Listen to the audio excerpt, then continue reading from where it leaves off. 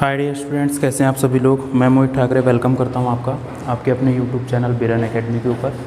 दोस्तों, इलेक्ट्रोकेमिस्ट्री के इस वीडियो लेक्चर सीरीज़ में आज का जो हमारा एक टॉपिक है वो है गैल्वेनिक सेल। इसी को हम वोल्टिक सेल भी बोलते हैं, डैनियल सेल भी इसी से रिलेटेड है। तो आज हम समझेंगे गैल्वेनिक सेल। इससे पहले के वीडियो में हमने समझा था इलेक्ट्रोलाइटिक सेल। तो अगर से हम बात करें इलेक्ट्रोकेमिकल सेल की, तो टोटल दो टाइप के इलेक्ट्रोकेमिकल सेल होते हैं। एक होता है हमारा गैल्वेनिक सेल और दूसरा होता है इलेक्ट्रोलाइटिक सेल। इलेक्ट्रोलाइटिक सेल में हमने कल की वीडियो में उसको कवर किया। आज हमारा टॉपिक रहेगा गैल्वेनिक सेल। तो आइए इसके कुछ एक पॉइंट्स को डिस्कस करते हैं। तो सबसे पहली बात कि जो गैल्वेनिक सेल है वो एक टाइप का हमारा इलेक्ट्रोकेमिकल सेल है। ठीक है, यहाँ पे क्या होता है, हम कन्वर्ट करते हैं केमिकल एनर्जी को या केमिकल रिएक्शन को इलेक्ट्रिकल एनर्जी में। कल के हमारे इलेक्ट्रोलाइटिक सेल में हम क्या कर रहे थे, वहाँ पर हम कर रहे थे केमिकल एनर्जी को कंप्लीट करवाने के लिए, यानी इलेक्ट्रिसिटी के हेल्प से हम क्या कर रहे थे, केमिकल रिएक्शन को कंप्लीट करवा रहे थे। ठीक, गैल्वेनिक सेल के हेल्प से हम क्या करते हैं, केमिकल रिएक्शन के थ्रू हम इलेक्ट्रिसिटी प्रोड्यूस करते हैं। केमिकल रिएक्शन के थ्रू हम क्या कर रहे हैं, यहाँ पर इलेक्ट्रिसिटी को प्रोड्यूस कर रहे हैं। तो इस टाइप से मेन जो काम होता है वो होता है गैल्वेनिक सेल का, क्या कि आपको केमिकल रिएक्शन की हेल्प से या केमिकल एनर्जी की हेल्प से इलेक्ट्रिकल एनर्जी में कन्वर्ट करेंगे। आगे इसकी जो वर्किंग है, हमें मालूम है जो भी इलेक्ट्रोकेमिकल सेल होगा इसकी जो भी वर्किंग होगी बेस्ड होगी हमारी रेडॉक्स रिएक्शन के ऊपर। इस चीज़ को आप अंडरलाइन कर लें। ये जितने भी इलेक्ट्रोकेमिकल सेल हैं यहाँ पे सबसे इम्पोर्टेंट या इनकी जो वर्किंग है वो टोटली डिपेंड करती है हमारी रेडॉक्स रिएक्शन के ऊपर। आगे हम बात करें इसके अगले पॉइंट की, इम्पोर्टेंट पॉइंट की, तो जो गैल्वेनिक सेल है इसे सबसे पहले ल्यूजी गैल्वेनी ने इन्वेंट किया था। सबसे पहले बार 1780 में, 1780 में इसको ल्यूजी गैल्वेनी ने सबसे पहली बार बनाया था। और बाद में इस पर और ज़्यादा काम किया था अलेजेंड्रो वोल्टा ने 1800 में, मतलब 1800 में दूसरी बार, या इसी का मॉडिफिकेशन किया था अलेजेंड्रो वोल्टा ने। इसी कारण से हम गैल्वेनिक सेल को जो है इनके नाम पर गैल्वेनिक सेल के नाम से भी जानते हैं और इनके नाम से हम इसे वोल्टिक सेल के नाम से भी जानते हैं। तो कुछ एक से बेसिक से पॉइंट्स थे जो कि रिलेटेड है हमारे गैल्वेनिक सेल से। अब हम बात करते हैं इसके कंस्ट्रक्शन की। तो कंस्ट्रक्शन इसका डिफरेंट होता है हमारे इलेक्ट्रोलाइटिक सेल से। वहाँ पर हमने देखा था कि हमने एक ही बीकर में सारा कुछ किया था, यहाँ पर हमने दो सेपरेट बीकर लिए हुए। ठीक है, अब हम इसका कंस्ट्रक्शन समझते हैं। तो आपको गैल्वेनिक सेल बनाने के लिए सबसे पहले दो बीकर की रिक्वायरमेंट होगी। दो बीकर में हमारा एक जो रहेगा साइड, उस साइड हम क्या करेंगे, कॉपर को डीप कर देंगे, जैसे कि हमने कॉपर इलेक्ट्रोड को डीप कर देंगे, जैसे हमने यहाँ पर किया है। फर्स्ट बीकर में हमारे क्या किया है, ए नंबर के बीकर में हमने क्या किया है, कॉपर इलेक्ट्रोड को डीप कर दिया है और इसमें ऐड कर दिया सॉल्यूशन कॉपर सल्फेट का, CuSO4 का सॉल्यूशन हमने इसमें ऐड कर दिया है। अभी मैंने कुछ भी इसमें प्लस माइनस और एनोड कैथोड डिसाइड नहीं करा है। हम आगे रिएक्शन में जैसे जैसे पढ़ेंगे वहाँ पे हमको क्लियर होते जाएगा कौन एनोड बनेगा कौन कैथोड बनेगा। यहाँ पर सेकंड वाले हमने इसने सेकंड बीकर में हमने क्या लिया है, जिंक लिया हुआ है, जिंक का इलेक्ट्रोड लिया हुआ है और यहाँ पर हमने ऐड करा है जिंक सल्फेट का सॉल्यूशन। तो आप कंस्ट्रक्शन किस टाइप से लिखेंगे, तो आपको क्या करना है, गैल्वेनिक सेल बनाने के लिए दो बीकर लेना है। दो बीकर में हमने क्या किया, एक में हमने कॉपर इलेक्ट्रोड को डीप किया और जिसमें कॉपर इलेक्ट्रोड को डीप किया उसी में हमको कॉपर सल्फेट सॉल्यूशन लेना है। और दूसरे बीकर में हमने डीप किया है जिंक के इलेक्ट्रोड को और जिसमें जिंक का इलेक्ट्रोड डीप किया है वहाँ पर हमको लेना है जिंक सल्फेट का सॉल्यूशन। अब क्या करें, हमने इसको एक सॉल्ट ब्रिज की हेल्प से कनेक्ट करें। इस सर्किट को हमने सॉल्ट ब्रिज के हेल्प से कनेक्ट करें। आगे हम इसको सॉल्ट ब्रिज का यहाँ पे फंक्शन क्या है वो भी समझेंगे। और फिर हमने इसको कनेक्ट किया है एक बल्ब से और इलेक्ट्रिसिटी पास होने पर ये बल्ब जो है ये ग्लो करेगा। ठीक है, याद रखिए आप लोग थोड़ा सा, इलेक्ट्रिसिटी जो है, इलेक्ट्रिसिटी दो टाइप से प्रोड्यूस हो सकती है। ठीक है, कहीं पर भी दो टाइप से प्रोड्यूस हो सकती है। एक इलेक्ट्रॉन्स की हेल्प से, मूवमेंट ऑफ इलेक्ट्रॉन की हेल्प से, और दूसरा मूवमेंट ऑफ आयंस।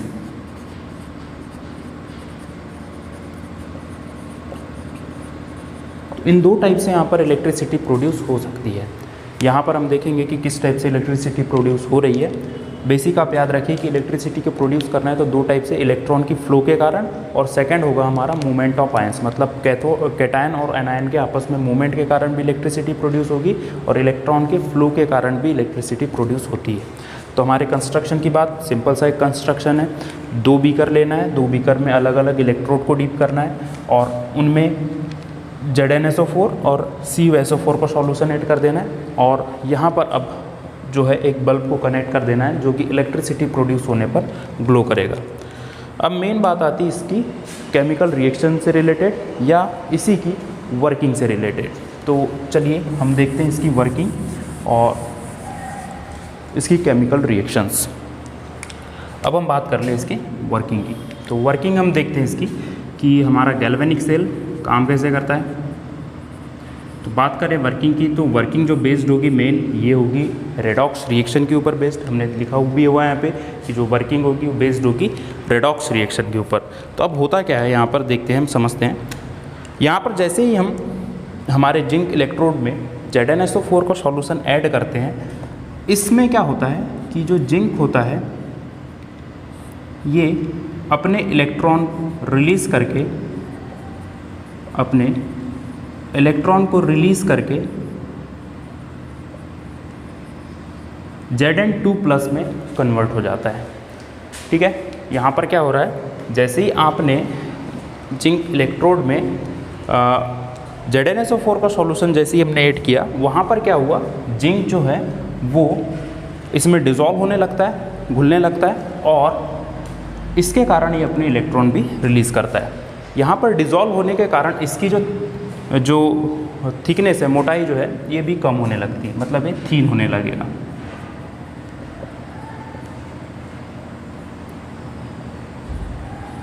ये क्या होने लगेगा, थीन होने लगेगा। हमारा Zn इलेक्ट्रोड क्या होने लगेगा, थीन होने लगेगा। अब एक चीज़ आप यहाँ पे देखिए कि यहाँ पर हुआ क्या है, इसके ऑक्सीडेशन नंबर में, यहाँ पर ऑक्सीडेशन नंबर था इसका 0 और यहाँ पर जब इसने Zn2+ बनाया तो इसका ऑक्सीडेशन नंबर कितना हो गया, 2+ हो गया। मतलब क्या हुआ, इस रिएक्शन के दौरान यहाँ पर क्या हुआ, इस रिएक्शन को मैं नाम दे दे रहा हूँ रिएक्शन ए। रिएक्शन ए के दौरान यहाँ पर क्या हुआ कि जिंक का जो है वो ऑक्सीडेशन नंबर यहाँ पर बढ़ गया। ऑक्सीडेशन नंबर बढ़ाता है, हमें मालूम है, जिसका भी ऑक्सीडेशन नंबर बढ़ता है उसका क्या होता है, हमेशा ऑक्सीडेशन होता है। क्लियर है। सेकेंड, अब इसका क्योंकि ऑक्सीडेशन हुआ है, क्लियर है, इसका क्योंकि ऑक्सीडेशन हुआ है तो यहाँ पर डेफिनेटली ये क्या बन जाएगा, जिसका भी ऑक्सीडेशन होता है हमें मालूम है वो क्या बनता है, हमेशा एनोड बनता है। तो हमारा जिंक वाला साइड क्या बन जाएगा, एनोड बन जाएगा। अब नेक्स्ट यहाँ पे सेकंड रिएक्शन क्या होगी, ये जो 2 इलेक्ट्रॉन यहाँ पर रिलीज़ हुए हैं, ये जो कॉपर 2+ है, कॉपर जो है कॉपर 2+ के फॉर्म में रहेगा और इन 2 इलेक्ट्रॉन्स को गेन करके ये प्योर कॉपर में कन्वर्ट होने की कोशिश करेगा। मतलब हो क्या रहा है यहाँ पे, फिर से समझते हैं। देखिए हो क्या रहा है यहाँ पर कि इलेक्ट्रॉन जो है, जिंक जो है अपने इलेक्ट्रॉन को रिलीज़ किया और Zn2+ में कन्वर्ट हो गया। Zn2+ में कन्वर्ट होने के बाद इसके ऑक्सीडेशन नंबर में इंक्रीमेंट हुआ। ऑक्सीडेशन नंबर में इंक्रीमेंट होने के कारण हम यहाँ पर क्या मानेंगे कि इसका क्या हुआ है, ऑक्सीडेशन हुआ है। ऑक्सीडेशन हुआ और हम यहाँ पर ये भी देख रहे हैं कि यहाँ पर जो है ये इलेक्ट्रॉन को पुश कर रहा है, इलेक्ट्रॉन को अपने में से निकाल रहा है। जो भी स्पीसीज़ ऐसा काम करेगी, जो भी स्पीसीज़ ऐसा काम कर रही है उस पर हमेशा आएगा नेगेटिव चार्ज। याद रखिएगा कि जो भी स्पीसीज़ अपने में से इलेक्ट्रॉन को पुश कर रही है वो क्या करेगी, उस पर आएगा हमेशा नेगेटिव चार्ज। और यहाँ पर क्या हुआ, रिएक्शन बी की बात करें हम, इसने जो पुश किया था इलेक्ट्रॉन उसको हमारा Cu2+ गेन करेगा और कन्वर्ट हो जाएगा किसमें, Cu में। अब यहाँ पर देखते हैं इसका ऑक्सीडेशन नंबर इनिशियल केस में कितना था, +2 था और फिर जो इसकी फाइनल केस में जाके कितना हो गया, 0 हो गया। इस केस में यहाँ पर दिख रहा है कि इसका जो ऑक्सीडेशन नंबर है वो क्या हुआ है, कम हुआ है। ऑक्सीडेशन नंबर कहीं भी कम होगा तो इसका क्या होता है, रिडक्शन होता है। हमें मालूम है जहाँ भी ऑक्सीडेशन नंबर कम हुआ वहाँ पे हमेशा क्या होता है, रिडक्शन होगा, मतलब इस साइड क्या हो रहा है, रिडक्शन हो रहा है। और रिडक्शन जिधर भी होता है वो हमें मालूम है, ये यूनिवर्सल ट्रूथ है कि जिधर भी आपका रिडक्शन हो रहा है वो हमेशा बनेगा कैथोड। तो और यहाँ पर एक और चीज़ देखने को मिल रही है कि अब हम पॉजिटिव और नेगेटिव चार्ज को कैसे डिसाइड करें। ठीक है, हमने ये समझ में आ गया ऑक्सीडेशन हुआ, रिडक्शन हुआ है। अब पॉजिटिव और नेगेटिव चार्ज को हमने इस टाइप से डिफाइन किया, अभी मैं यहाँ नहीं लिख रहा हूँ, कि हो क्या रहा है यहाँ पर कि जिंक जो है वो अपने में से इलेक्ट्रॉन को रिलीज़ करवा रहा है। ठीक है, और कॉपर क्या कर रहा है, अपने में इलेक्ट्रॉन को ले रहा है अपनी स्टेबिलिटी बनाने के लिए। तो अब यहाँ पे देखिए, आप चीज़ ये याद रख लीजिए एक चीज़ को कि जो भी स्पीसीज़ यहाँ लिख दे रहा हूँ मैं, दैट डोनेट नहीं लिखते, that push the electron are negatively charge, get negatively charge, वो क्या होगी, नेगेटिव चार्ज। और and which pull the electron get positive charge. तो इस चीज़ को याद रख लीजिए आप, एक बहुत अच्छा नोट है, बहुत अच्छी चीज़ है याद रखने के लिए कि जो भी स्पीसीज़ अपने में से इलेक्ट्रॉन को पुश कर रही है, अपने में से इलेक्ट्रॉन दे रही है, उस पर हमेशा आएगा नेगेटिव चार्ज। और जो भी स्पीसीज़ इलेक्ट्रॉन को पुल कर रही है, खींच रही है अपनी ओर, ठीक है, उस पे चार्ज आएगा हमेशा पॉजिटिव। तो अब यहाँ से हम देखें कि जिंक क्या कर रहा था, इलेक्ट्रॉन को रिलीज़ करवा रहा था। इलेक्ट्रॉन को रिलीज़ करवा रहा है मतलब इस साइड क्या आ जाएगा, हमारा नेगेटिव चार्ज आ जाएगा। क्लियर है। और इस साइड कॉपर क्या कर रहा है, इलेक्ट्रॉन को गेन कर रहा है, अपने आप में ले रहा है। तो कैथोड जो होगा हमारा, या कॉपर वाला साइड जो होगा हमारा, वो बन जाएगा पॉजिटिव चार्ज। क्लियर है यहाँ तक के?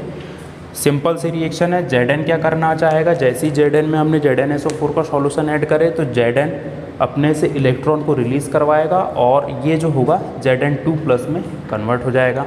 Zn से Zn2+ में जैसे ही कन्वर्ट होगा तो इसका ऑक्सीडेशन नंबर में इंक्रीमेंट हुआ। ऑक्सीडेशन नंबर में इंक्रीमेंट हुआ मतलब ये है कि ये जो है यहाँ पर इसका ऑक्सीडेशन हुआ है, और हमें मालूम है कि जिसका भी ऑक्सीडेशन होता है वो हमेशा एनोड बनता है। तो इस साइड वाला जो पोर्शन बन जाएगा हमारा एनोड बन जाएगा। आगे कॉपर के केस में क्या हुआ है, कॉपर ने ये 2 इलेक्ट्रॉन्स को गेन करा। गेन करने के कारण हुआ क्या, ये Cu2+ से Cu में कन्वर्ट हुआ। इस कारण से इसका +2 से क्या हुआ, ऑक्सीडेशन नंबर 0 हो गया। क्या हुआ, ऑक्सीडेशन नंबर में कमी आई। ऑक्सीडेशन नंबर में कमी आई मतलब इसका क्या हुआ है, रिडक्शन हुआ है। रिडक्शन होने के कारण ये क्या बना, जिसका रिडक्शन होता है वो हमेशा कैथोड बनता है, तो ये कैथोड बना।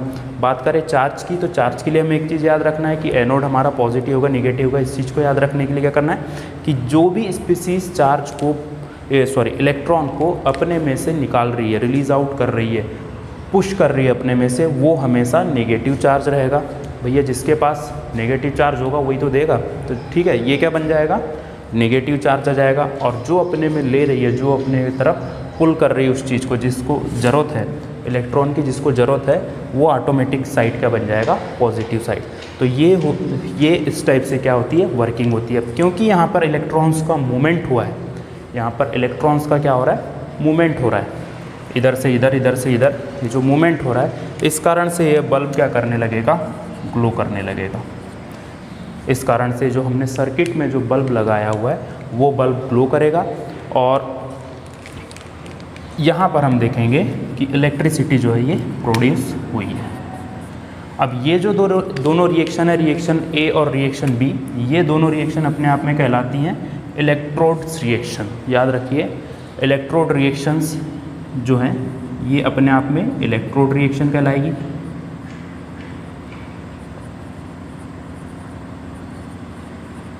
क्योंकि ये इलेक्ट्रोड्स पे हो रही है। एक कहलाएगी जिंक इलेक्ट्रोड रिएक्शन और दूसरी कहलाएगी हमारी कॉपर इलेक्ट्रोड रिएक्शन। तो ये था हमारा क्या, वर्किंग।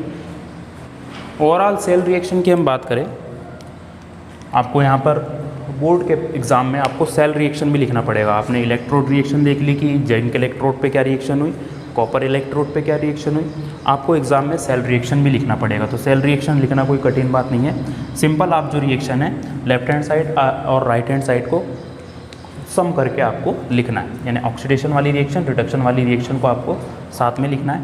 तो इसके लिए क्या करते हैं हम, जैसे हमने क्लास 11th में भी पढ़ा था कि जो चार्ज है इसको हमें नहीं लिखना पड़ता। तो ये रिएक्शन हो जाएगी सेल रिएक्शन हमारी Zn प्लस Cu2 प्लस, और ये इस टाइप से हो जाएगी। ये जो होती है रिवर्सिबल रिएक्शंस होती हैं, इस साइड में क्या आएगा हमारा Cu प्लस Zn2 प्लस। ये जो रिएक्शन कहलाएगी हमारी, ये कहलाएगी सेल रिएक्शन। यही होती ओवरऑल रिएक्शन यहाँ पर। तो ये था हमारा गैल्वेनिक सेल का कंस्ट्रक्शन एंड वर्किंग और इससे रिलेटेड कुछ इम्पोर्टेंट पॉइंट। अब हम मेन जो बात आती है वो आती है सॉल्ट ब्रिज को लेके।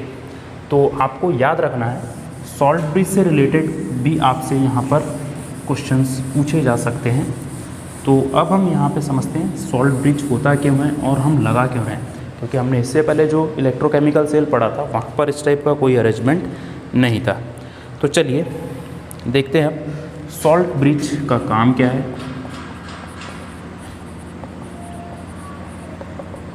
और इसके कुछ प्रॉपर्टी जो एक सॉल्ट ब्रिज में होना चाहिए। तो सॉल्ट ब्रिज नाम से समझ में आ रहा है, सॉल्ट से बना एक ब्रिज होता है जो दोनों बीकर को आपस में जोड़ने का काम करता है। आजकल ये हो रहा है कि जो भी डैनियल सेल्स आ रहे हैं हमारे पास, उनमें क्या होता है सॉल्ट ब्रिज को हटाकर उनकी जगह पर एक पोरस मेम्ब्रेन दे दी जाती है जो कि इस सर्किट को आपस में जोड़ने का काम करती है।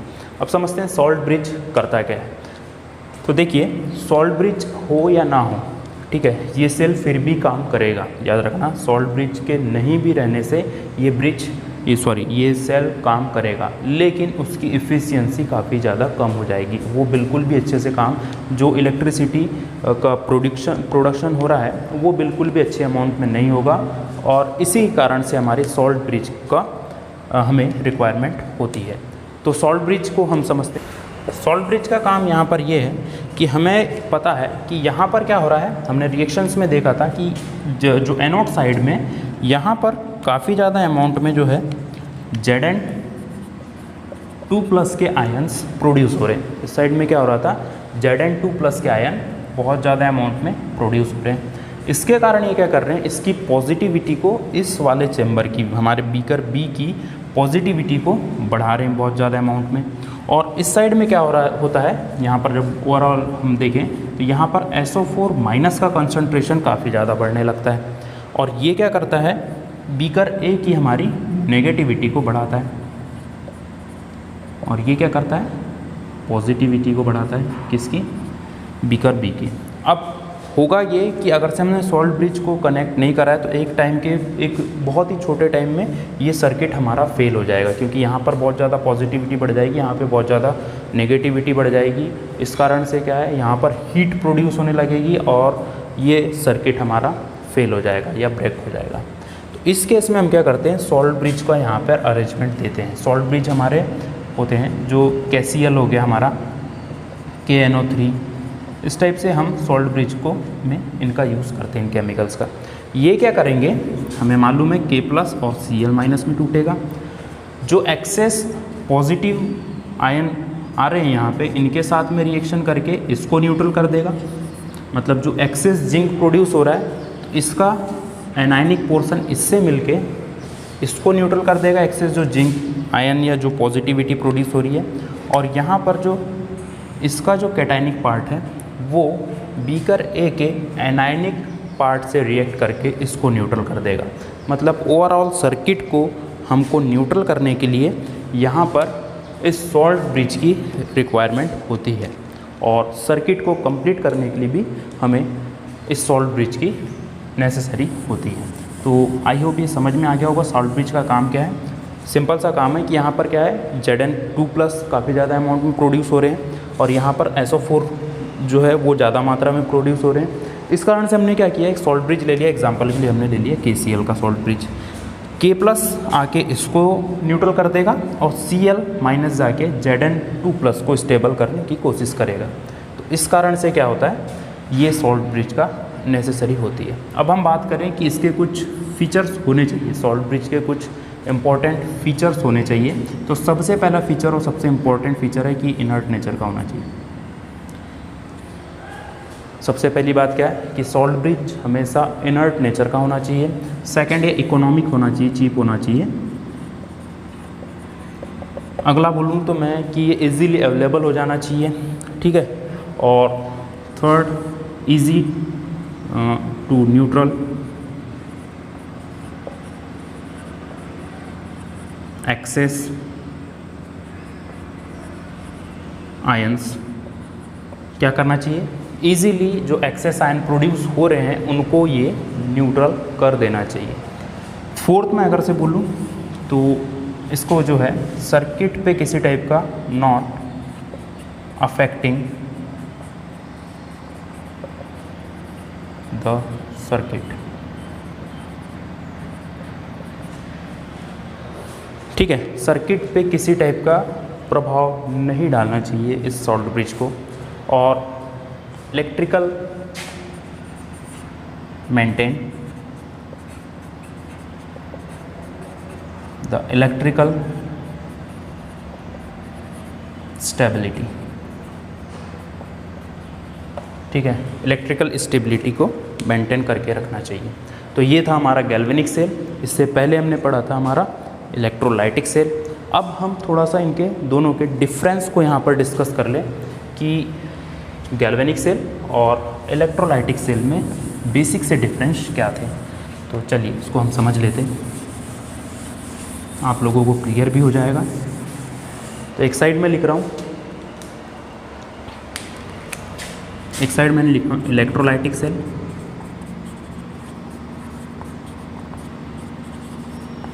और इस साइड मैंने लिखा हूँ गैल्वेनिक सेल। देखते हैं अब। तो सबसे पहला केस तो क्या है कि यहाँ पर होता क्या है, इंटर कन्वर्जन की बात हम अगर से करें तो यहाँ पर क्या होता है, जो इलेक्ट्रिकल एनर्जी की हेल्प से हम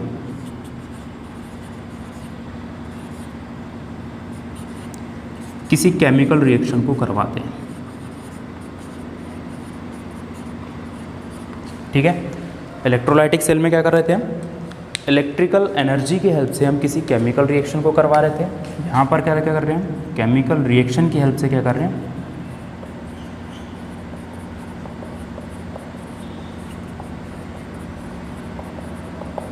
इलेक्ट्रिसिटी प्रोड्यूस कर रहे हैं। क्लियर है। गैल्वेनिक सेल में क्या कर रहे हैं हम, केमिकल रिएक्शंस की हेल्प से हम क्या कर रहे हैं, इलेक्ट्रिसिटी प्रोड्यूस कर रहे हैं। सेकेंड, यहाँ पर एनोड पॉजिटिव था और कैथोड नेगेटिव था, ठीक है। हमने कल जो इलेक्ट्रोलाइटिक सेल पढ़ा इससे पहले के वीडियो में, उसमें क्या था कि हमारा एनोड पॉजिटिव था और कैथोड नेगेटिव था। यहाँ पर क्या है, हमारा एनोड नेगेटिव है और कैथोड पॉजिटिव। क्लियर है। तीसरा मैं बात करूं तो ये जो होता है रिक्वायर्ड ओनली वन बीकर। यहाँ पे हमने देखा था कि एक ही बीकर में सारा कुछ हो जा रहा था, पर यहाँ पे क्या था, रिक्वायर्ड टू सेपरेट बीकर्स।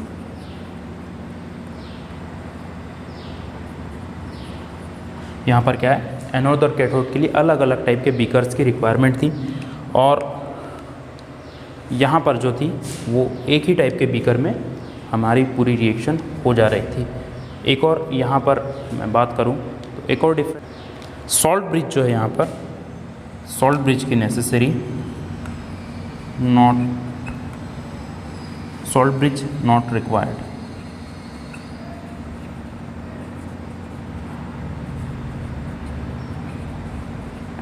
ठीक है। और यहाँ पर To achieve good result, we required salt bridge.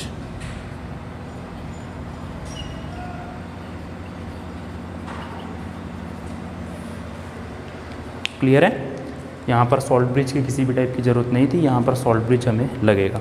दोनों की सिमिलरिटीज़ की बात करें तो दोनों की सिमिलरिटीज़ ये हैं कि जहाँ भी रिडक्शन होगा वो हमेशा कैथोड बनेगा, दोनों में ही हो रहा था ये, और जहाँ भी ऑक्सीडेशन जहाँ भी ऑक्सीडेशन हो रहा है वो हमेशा एनोड बनेगा। ये दोनों में सिमिलरिटीज़ हैं। तो ये था हमारा गैल्वेनिक सेल के ऊपर लेक्चर, जिसमें हमने गैल्वेनिक सेल को पढ़ा, गैल्वेनिक सेल का कंस्ट्रक्शन पढ़ा, इसकी वर्किंग पढ़ी, सॉल्ट ब्रिज पढ़ा, सॉल्ट ब्रिज के कुछ इंपॉर्टेंट हमने पॉइंट्स देखे, और दोनों ही इलेक्ट्रोलाइटिक सेल और गैल्वेनिक सेल में हमने डिफरेंस को भी यहाँ पर पढ़ा। तो होप ये वीडियो आप लोगों को पसंद आया होगा। वीडियो अगर से आप लोगों को पसंद आया तो वीडियो को लाइक ज़रूर करें, साथ ही साथ दोस्तों के साथ शेयर करें, और चैनल को सब्सक्राइब कर बेल आइकन को प्रेस करें ताकि नए वीडियो के अपडेट्स आप लोगों को मिलते रहें। Thank you so much.